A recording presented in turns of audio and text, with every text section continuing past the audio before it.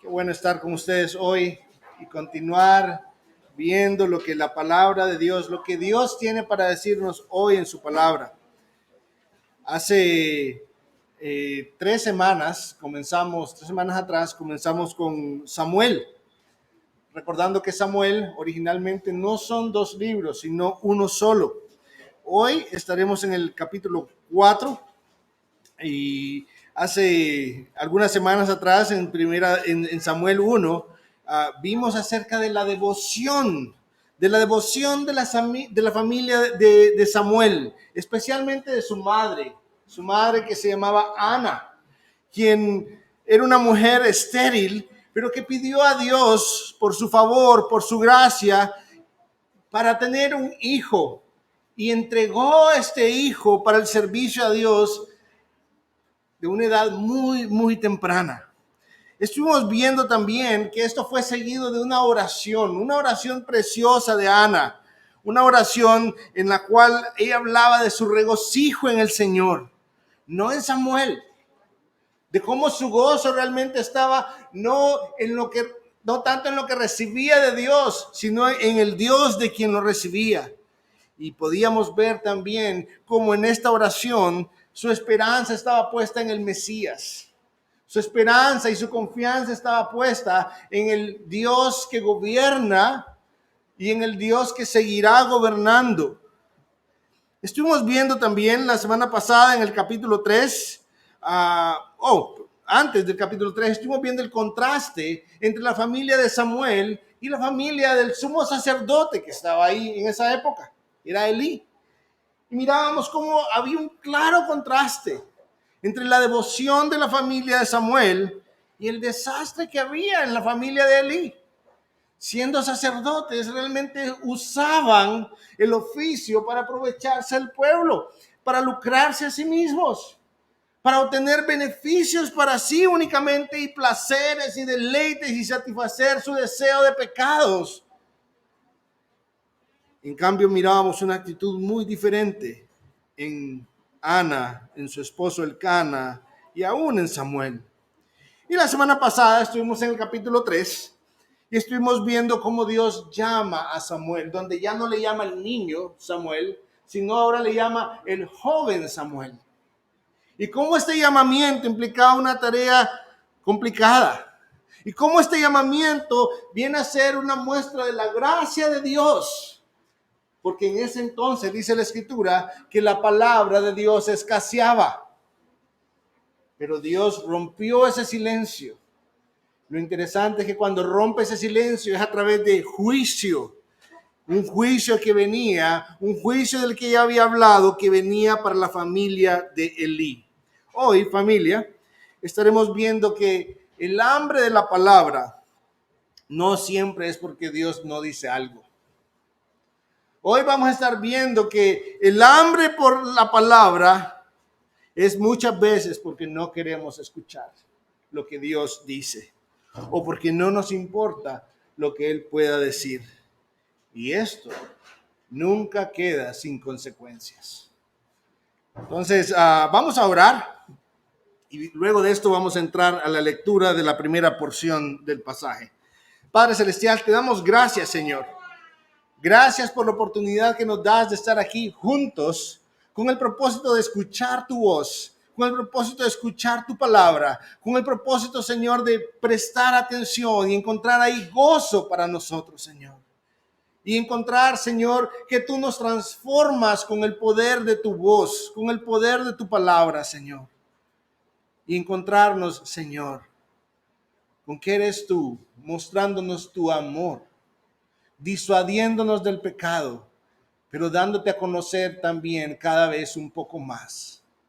Ayúdanos, Señor, a valorarte, a que seas lo más importante en nuestra vida, porque muchas veces, Señor, ponemos otras cosas o a otras personas en el lugar que solamente a ti te corresponde, Señor. Enséñanos esta mañana, Señor, a través de tu palabra y de tu Santo Espíritu. En el nombre de Cristo oramos. Amén y amén.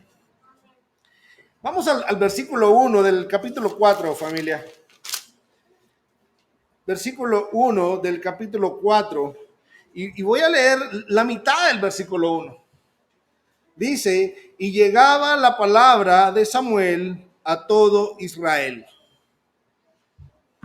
¿Qué es lo que vemos? La escasez de la palabra se había terminado. Ya había profeta en el pueblo. La gracia de Dios era manifiesta para con este pueblo, dándoles un profeta fiel. En el capítulo anterior, si usted está leyendo la Biblia de las Américas, dice que Dios había establecido un profeta. Si está leyendo la Reina Valera, dice que era un profeta fiel, dice. Y es que es la misma idea, que es Dios estableciéndolo, y por eso era un profeta fiel. Ahora, la pregunta es, ¿calmó esto el hambre que había de la palabra? Y es justo lo que vamos a ver a continuación. Pero necesitamos entender algo antes de continuar leyendo. Que así como el hambre por alimentos, solo se satisface cuando comemos lo que Dios ha provisto. El hambre por la palabra solo se satisface cuando prestamos atención a lo que Dios ha dicho. En otras palabras, el hambre de la palabra no se satisface comprando una Biblia o andándola aquí todo el tiempo. No es así como se satisface el hambre por la palabra. El hambre por la palabra se satisface cuando abrimos este libro y de manera humilde lo leemos y nos damos cuenta que encontramos gozo ahí. Ahí es cuando se satisface nuestra necesidad por la palabra. No es teniendo muchas Biblias en la casa. Es atesorando lo que Dios dice en su palabra. Veamos qué pasó con este pueblo, hermanos. Leamos los versículos desde el 1 hasta el 4. Dice, voy a leer nuevamente, y llegaba la palabra de Samuel a todo Israel. ¿Y qué sucedió? Y salió Israel para enfrentarse en batalla con los filisteos y acampó junto a Ebenezer, mientras que los filisteos habían acampado en Afec. Los filisteos se pusieron en orden de batalla para enfrentarse a Israel. Entablando el combate, Israel fue derrotado delante de los filisteos, quienes mataron como a 4,000 hombres en el campo de batalla. Cuando el pueblo volvió al campamento, los ancianos de Israel dijeron, ¿por qué nos ha derrotado hoy el Señor delante de los filisteos? Tomemos con nosotros de Silo el arca del pacto del Señor para que vaya en medio de nosotros y nos libre del poder de nuestros enemigos. Lo primero que vamos a ver en esta sección, no solo hasta el 4, sino creo que es hasta el 11, es desprecio. Es desprecio por Dios. Pero ¿dónde está eso? O sea, ahí lo que dice es que hubo una guerra. Tenían ya un profeta. Tenían ya un profeta y el conflicto con los filisteos no era un conflicto nuevo. Ese conflicto con los filisteos, Dios lo había establecido así, que los filisteos se iban a estar imponiendo sobre este pueblo desde los días de Sansón. Pero ¿cómo así? ¿Y Sansón no había destruido el templo y había matado a como a 3,000? Sí, había matado a 3,000 y eran líderes de los filisteos. Pero eso no fue el fin de la guerra. Eso fue una batalla que Dios concedió que se ganara. Pero el conflicto con los filisteos era un conflicto que seguía. Y Dios había establecido que eran los filisteos los que iban a estar imponiéndose. Pero ellos vienen y teniendo profeta entre ellos, no consultan a Dios. Teniendo sacerdote entre ellos, no piden intercesión para que Dios bendiga o les guíe por lo menos. sino que ellos disponen, recordemos que este es el tiempo de los jueces todavía, donde cada quien hacía lo que bien le parecía exactamente, no lo que Dios dice. No, es que a mí me parece bien, me parece que esto es lo correcto. Eso no ha cambiado mucho, familia. Eso no ha cambiado mucho. Y vienen y se van a sus campamentos, ¿y qué sucede? Mueren 4,000, pero no filisteos. Mueren 4,000 judíos. Y ellos entendieron algo allí. Miren lo que dice el versículo 2. Israel fue derrotado, dice ahí, por los filisteos, delante de los filisteos. La derrota de Israel no fue una derrota por los filisteos, fue una derrota delante de los filisteos. No, pero es que eso puede entenderse de otra forma. No, lea el versículo 3. Veamos cómo lo entendieron ellos. Miren lo que entendieron ellos. Cuando el pueblo volvió al campamento, los ancianos de Israel dijeron, ¿por qué nos ha derrotado hoy? ¿Quién? El Señor delante de los filisteos. Esta no fue una victoria de los filisteos. Esto era juicio de Dios. Esto era Dios obrando sobre este pueblo al que Él estaba hablando, pero ellos no estaban escuchando.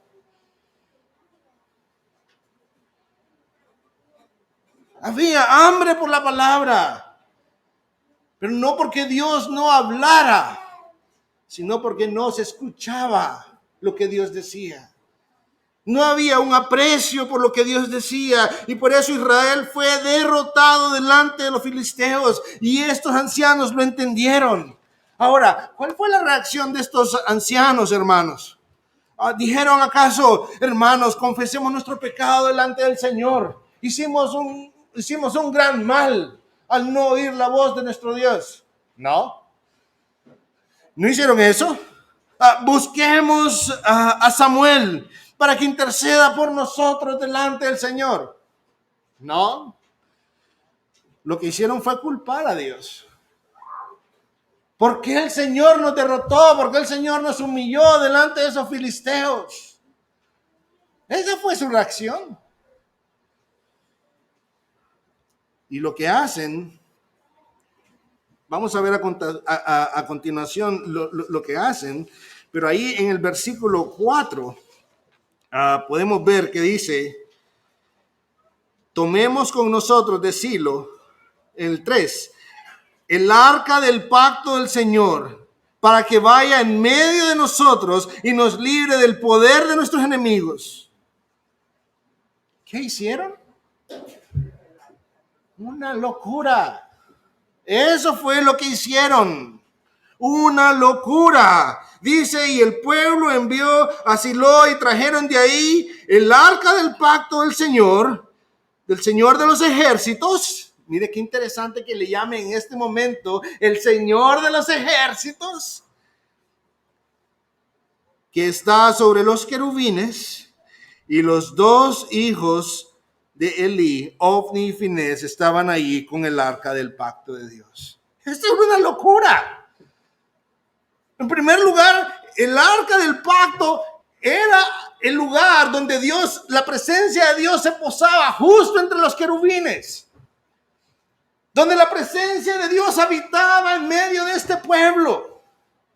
Y ellos en vez de ir delante de la presencia de Dios a pedir auxilio, lo que hacen es, ok, Dios no nos ayudó, traigan el arca, vamos a forzarlo.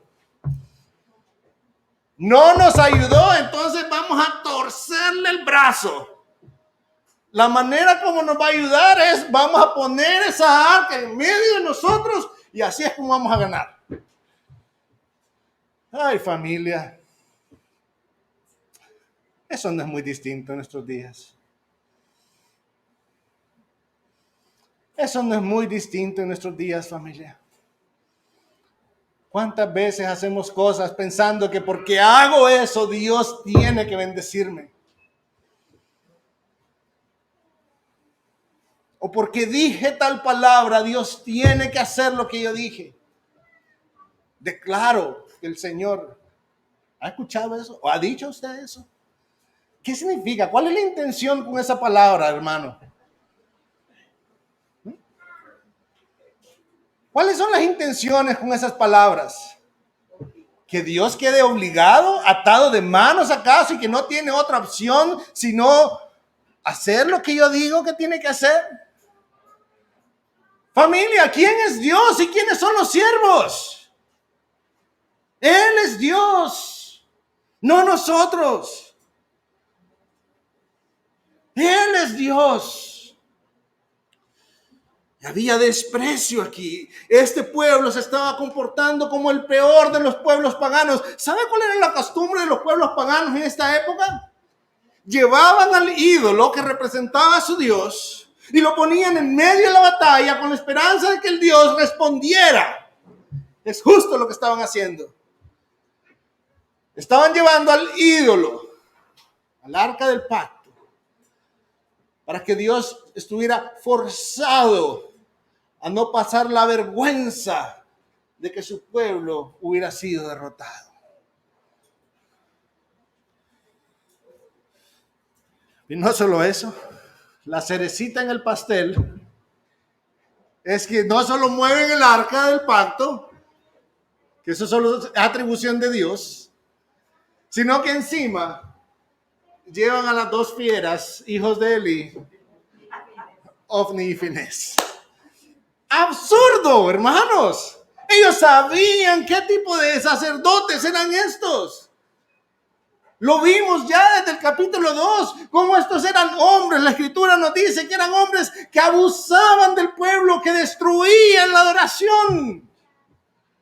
Hombres inmorales.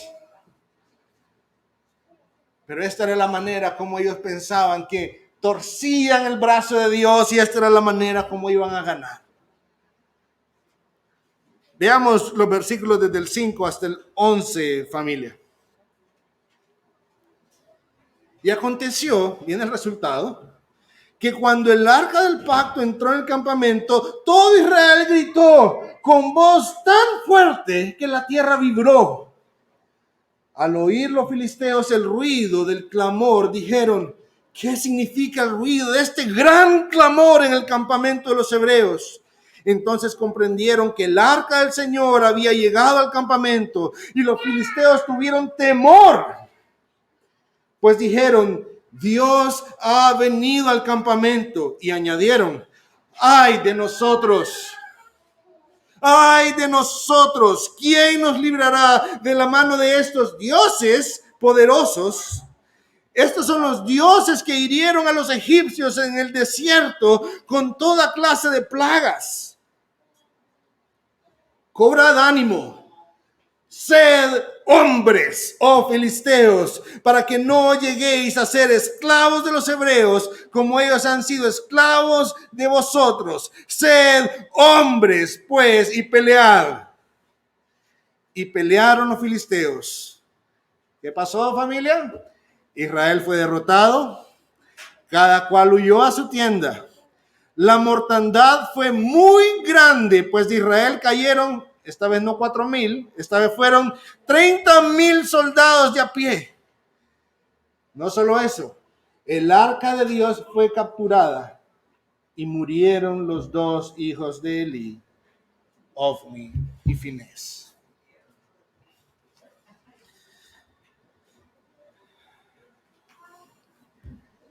Piensa esto. Se llevan el arca de Silo, del tabernáculo, la ponen en medio del campamento. ¡Qué gran algarabía!, ¿verdad? Ahora sí vamos a ganar. Sí, ya con esto sellamos la promesa. ¿Cuál promesa? Si Dios había dicho todo lo opuesto, que los filisteos tendrían dominio sobre el pueblo judío. Y no solo eso, fue un gozo mal infundado, solo fue algarabía. Esto solo fue algarabía. Esto es como cuando los niños comen demasiada azúcar en la noche. ¿Que quién los detiene? Era tal la algarabía que dice que el piso vibró, el suelo vibró. Era tal la algarabía que toda esa algarabía, todo ese jolgorio que había ahí, toda esa celebración, porque habían secuestrado el arca de Dios, llegó a oídos de los filisteos hasta su campamento. Lo interesante, familia, es que cuando vemos la reacción de los filisteos, realmente hasta era más noble. Siendo paganos, la reacción de los filisteos era más noble. La reacción de los judíos es: ya tenemos el ídolo aquí, ahora solo nos falta ganar. ¿Sí? Ahora Dios va a hacer lo que nosotros decimos. Pero la reacción de los filisteos, prestemos la atención, empiezan diciendo: ay de nosotros. Ay de nosotros. ¿Quién nos librará? ¿Qué están reconociendo, familia? A un Dios que no conocen, que algo han escuchado de ese Dios, pero que no lo conocen, no tienen una relación con Él. Pero entienden que no es cualquier Dios. De hecho, su conocimiento de este Dios era más o menos. Y me veo obligado a decir más o menos, porque si lo comparo con el conocimiento del pueblo judío, parece que ellos recordaban más cosas que lo que el pueblo debía recordar. Dice: ay de nosotros, ¿quién nos librará? Si este es el Dios que lo sacó de los egipcios. En palabras de hoy en día sería: este es el Dios que lo sacó de la potencia mundial más grande que existe. Esa era la potencia más grande en aquella época, el pueblo egipcio. Están diciendo: ese es el Dios que va a pelear contra nosotros. ¿Qué esperanza tenemos? De hecho, ellos no estaban seguros si era un Dios o eran dioses. No conocían a ese Dios. Pero lo que sí sabían es que era un Dios digno de ser temido. Que había sido ese Dios el que había sacado al pueblo de Egipto. Eso sí lo sabían y lo tenían claro. Incluso sabían que los egipcios habían sufrido de plagas por este Dios. Esa información la tenían ahí. Parece que el pueblo judío era información que había olvidado. Había hambre de la palabra. Y había un desprecio por Dios.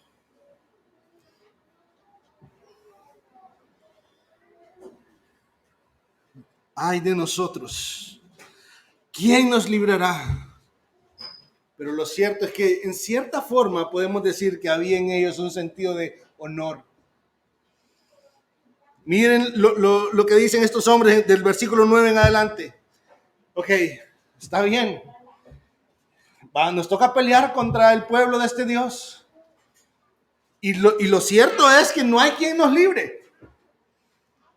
Pero hombres, sean hombres. Hombres. No voy a esperar al final para las aplicaciones.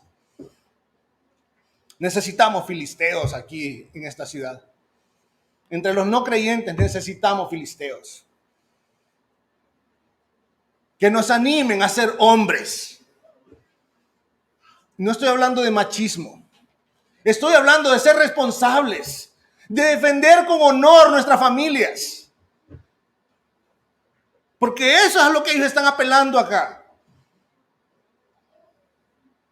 Sean hombres, para que no lleguéis a ser esclavos de los hebreos, como ellos han sido esclavos de vosotros. Está diciendo: ellos han sido esclavos nuestros, ahora por lo visto nos toca a nosotros ser esclavos de ellos, pero vamos a luchar hasta el fin. Necesitamos más de eso. ¿Cómo así? ¿Está diciendo que seamos como paganos? No estoy diciendo que seamos como paganos, pero esa es una actitud que ni aún el pueblo judío tenía en ese momento. El pueblo judío estaba jugando a los amuletos en ese momento. Sí, estaba jugando al yo declaro en ese momento. Estaban jugando al Dios dijo cuando Dios no dijo nada en ese momento.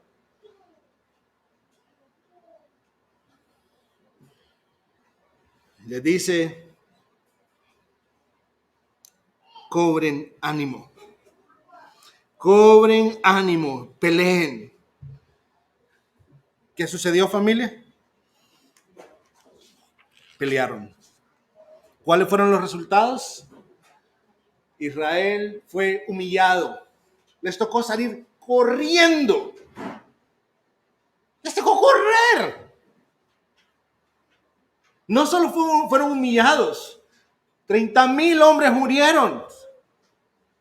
Habían muerto ya 4,000, 34,000 van. No solo eso, perdieron el arca. Y el texto dice el arca de Dios. No era el arca del pueblo judío. El arca de Dios. Y no solo eso. Tenemos ahí un indicio de quién estaba detrás de todo este resultado. ¿Qué sucedió? Murió Ofni y Finés. ¿Y quién había establecido ese juicio para Ofni y Finés? Dios mismo. Desde el capítulo 2 nos damos cuenta, en el 2:32, que Dios había, 2:32 y 34, Dios había dicho a Elí, verás la angustia de mi morada, a pesar de todo el bien que hago a Israel. Esa era parte del juicio de Dios para Elí. Pero no solo eso, también había dicho, y para ti, esta será señal que vendrá en cuanto a tus 2 hijos, Ofni y Finés, en el mismo día morirán los 2. Esto era juicio de Dios sobre este pueblo. El juicio de Dios no solo estaba en la derrota, no solo estaba en la terrible mortandad, no solo estaba en el cumplimiento de la muerte de los hijos de Elí, pero también había otro aspecto del juicio de Dios ahí. Y es que el arca había sido tomada. Pensemos en qué era el arca para este pueblo, familia. Era el lugar donde Dios se sentaba a reinar entre su pueblo. Cuando Hebreos dice que tenemos acceso al trono de la gracia, se refiere a ese lugar entre los querubines. En el propiciatorio era la tapa del arca de Dios. La gloria de Dios se había ido. La gloria de Dios no se dejó deshonrar por un pueblo que no le apreciaba, que no le escuchaba. Por el contrario, estaba protegiendo su gloria al no permitir que su propio pueblo lo manipulara.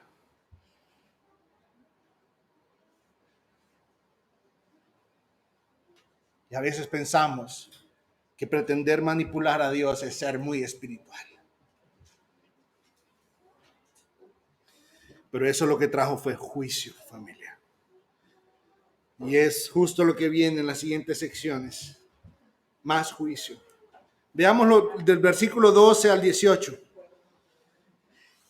Y un hombre de Benjamín corrió del campo de batalla y llegó aquel mismo día a Silo con sus vestidos rotos y polvo sobre su cabeza. Cuando llegó, he aquí que Elí estaba sentado en su asiento junto al camino, esperando ansiosamente, porque su corazón temblaba por causa de el arca de Dios, no por Ofni y Finés. Así pues, el hombre fue a anunciarlo en la ciudad y toda la ciudad prorrumpió en gritos. Cuando Elí oyó el ruido de los gritos, dijo, ¿qué significa el ruido de este tumulto? Entonces el hombre se acercó apresuradamente y dio la noticia a Elí. Elí tenía 98 años. Sus ojos se habían cegado y no podía ver. Y el hombre dijo a Elí, yo soy el que vine del campo de batalla. hoy escapé del campo de batalla. Y Elí preguntó, ¿cómo fueron las cosas, hijo mío? Respondió el que trajo la noticia y dijo, Israel ha huido delante de los filisteos. Además, ha habido gran matanza entre el pueblo. También han muerto tus dos hijos, Ofni y Finés, y el arca de Dios ha sido tomada.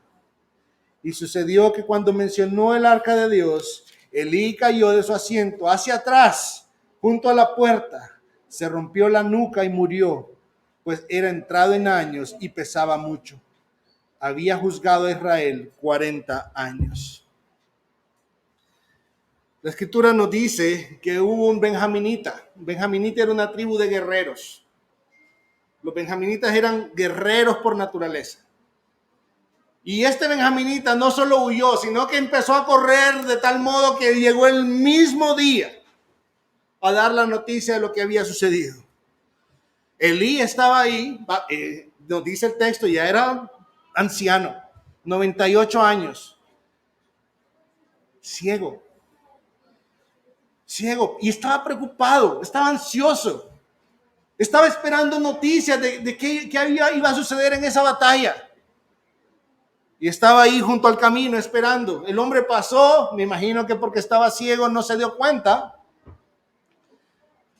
El hombre pasó y fue a dar la noticia al pueblo y el pueblo ya no estaba gritando de celebración, previctoria. No, ahora estaban celebrando, ahora estaban lamentándose de derrota,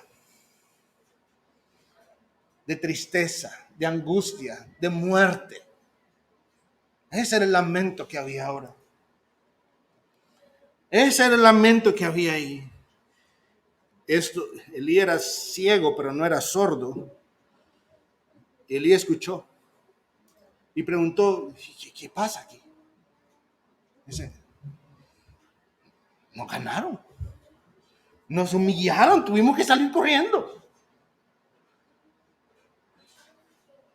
Este fue un asunto de, mejor que digan aquí corrió que aquí quedó. No solo eso, mataron a 30,000. Mataron a tus dos hijos también. Hasta ese momento Elí está recibiendo la noticia. Y no nos dice ninguna reacción de la muerte de sus dos hijos. Recordemos que ya Dios se lo había dicho también. Pero por alguna razón este hombre dejó la peor noticia para el final. Y le dice, perdimos el arca. Y nos dice que Elí, estando sentado, se fue para atrás en su silla. Pegó con su cabeza. Se desnucó. El texto nos da varias razones por las cuales esta caída fue tan letal. Una, que era viejo, 98 años. Y la segunda nos dice que era pesado, estaba gordo. Y esos detalles no son de balde. No son de balde. Esto no es, hermanos, para decir si usted está gordo, usted es como Elí y va a morir desnucado. No, por favor. Miremos lo que sucedió en el capítulo anterior. En capítulo 2, versículo 29. Solo retrocedan una página, es posible, o tal vez solo está en la anterior. ¿Por qué pisoteáis mi sacrificio y mi ofrenda que he ordenado en mi morada y honras a tus hijos más que a mí? Engordándoos, no dice engordándolos. Elí era partícipe de este pecado, familia.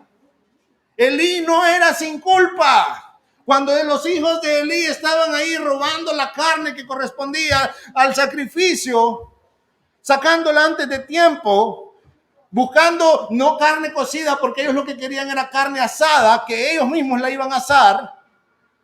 Elí era parte de esto también.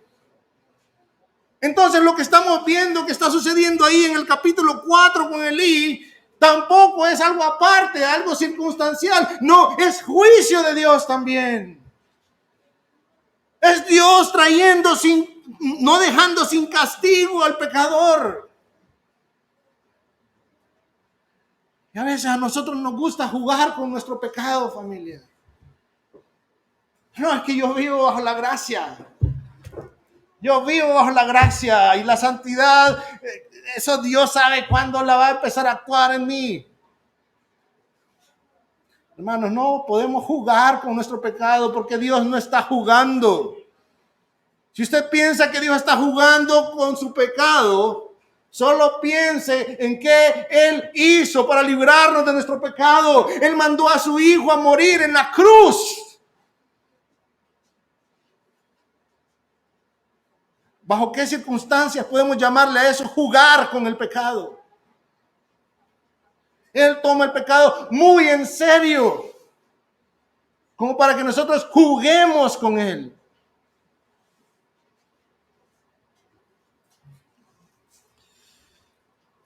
Elí era parte. Versículos 19 al 21. Y la nuera,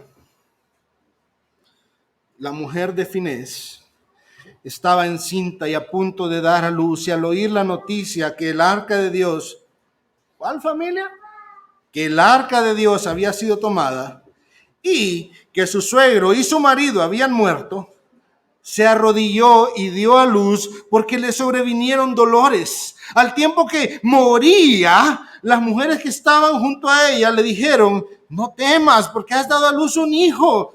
Pero ella no respondió ni prestó atención, y llamó al niño Icabod, diciendo: se ha ido la gloria de Israel, por haber sido tomada el arca de Dios y por la muerte de su suegro y de su marido.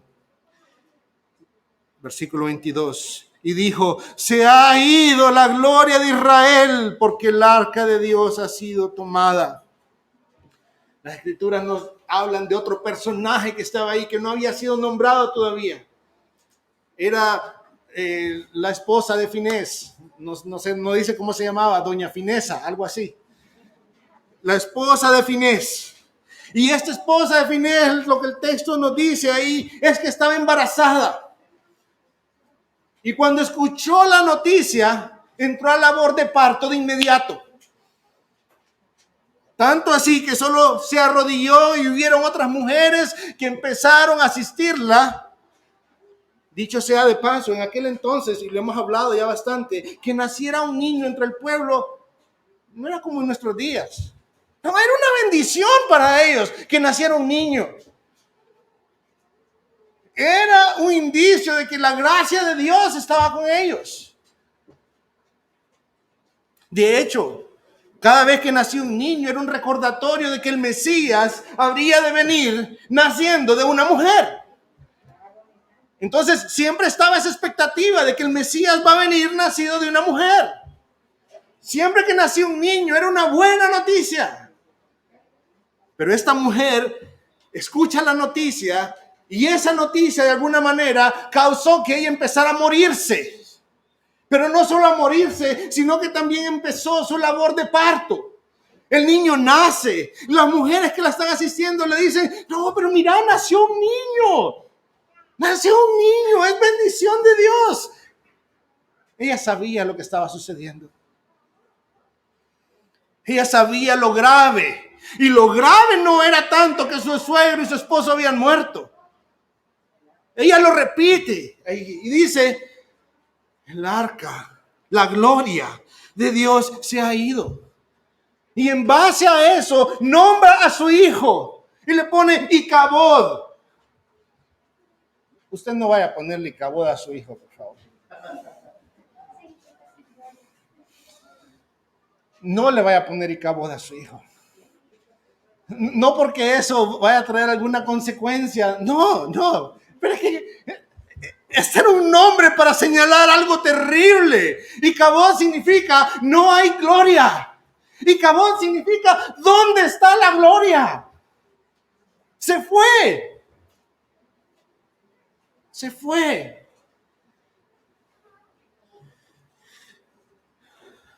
Ella misma entendía la gravedad del asunto. La gloria de Dios se fue. No fue que los filisteos se la llevaron. Es Dios juzgando a este pueblo. Familia, yo creo que podemos ver que hay mucho ahí para nosotros. Y quiero cerrar con algunas aplicaciones. La primera, Dios es soberano, familia. Dios es soberano sobre nuestras circunstancias, aún sobre nuestros sufrimientos. Y en ocasiones Dios va a utilizar nuestras circunstancias difíciles, nuestros dolores, nuestros sufrimientos para llevarnos a una postura humilde delante de Él.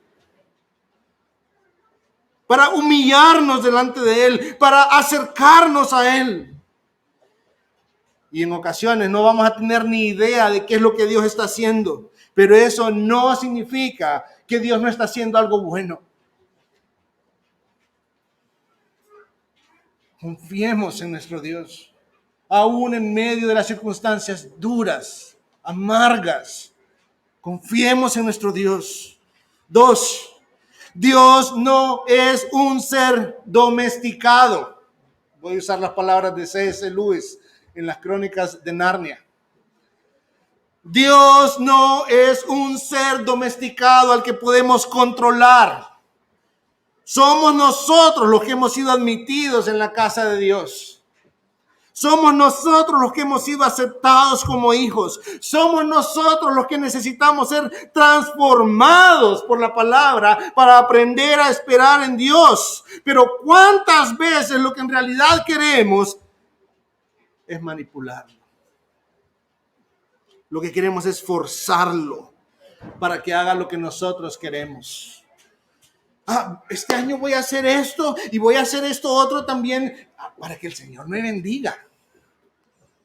¿Sí? Y nuestro corazón es tan perverso que a veces usamos cosas que Dios mismo ha dicho.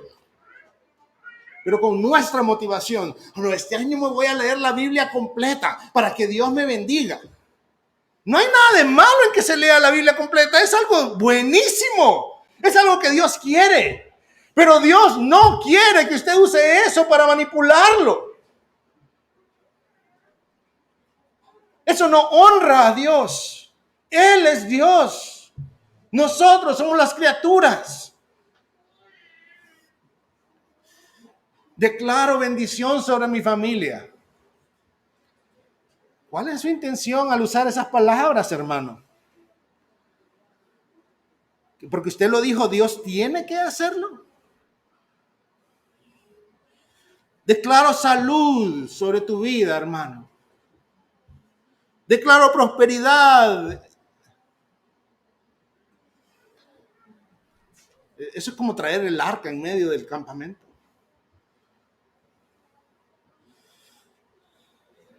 No, entonces voy a usar otras cosas. Tráigame el aceite ungido, por favor. Si no encuentra aceite ungido, agüita del Jordán. Si eso no le funciona, empiece a orar como brasileño.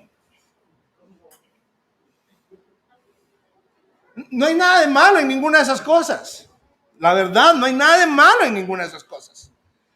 El problema es usar esas cosas pretendiendo que porque yo las hago o las uso. Aún usted podría hablar como brasileño y no hay nada de malo en eso. Pero si pretender porque usted habla como brasileño, entonces Dios está forzado a bendecirlo. Eso es pagano. Eso no honra a nuestro Dios. No, es que yo ya no le digo Jesús, porque eso es, yo le digo Yahoshua HaMashiach. Y pensamos que los hebraísmos nos hacen más espirituales y así Dios nos va a bendecir. Y si no, vamos con los fetiches, ¿verdad?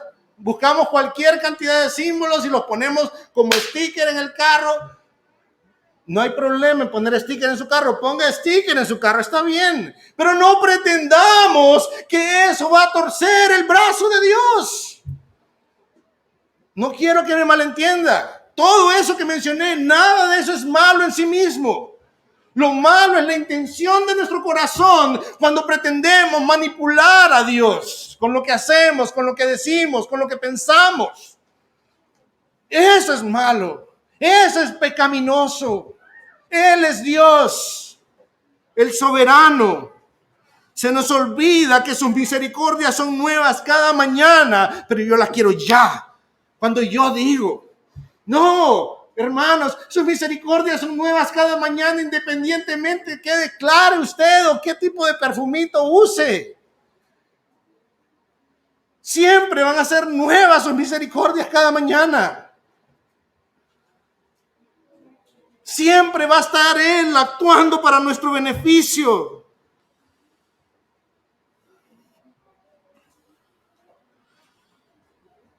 Vivimos bajo su gracia, no bajo nuestra capacidad de torcerle el brazo a Dios. No tenemos nada que imponerle a nuestro Dios. Ser creyente no es saber presumir de la gracia de Dios usando la Biblia. Es justo lo que este pueblo estaba haciendo. Nosotros tenemos aquí el arca del que nos sacó de Egipto. Alístense, filisteos. Ser creyente no es presumir de la gracia de Dios. ¿Cómo así, hermano? Pero la Biblia dice que podemos gloriarnos en la gracia. Son cosas distintas. La presunción implica arrogancia. Gloriarme implica humildad y gozo. Son cosas muy distintas. Somos llamados a obedecer a Dios, a humillarnos delante de su presencia. Esta vida no se trata de cuánto le podemos sacar a Dios. Él ya se dio por completo. Él ya se dio a sí mismo. Se trata de crecer en nuestro amor y devoción a Dios, no en nuestra habilidad de usarlo. Eso solamente va a traer juicio y dolor. Y por último, familia, quiero que pensemos en esto. ¿Qué fue lo que pasó al final? Icabod. Dios abandonó este pueblo.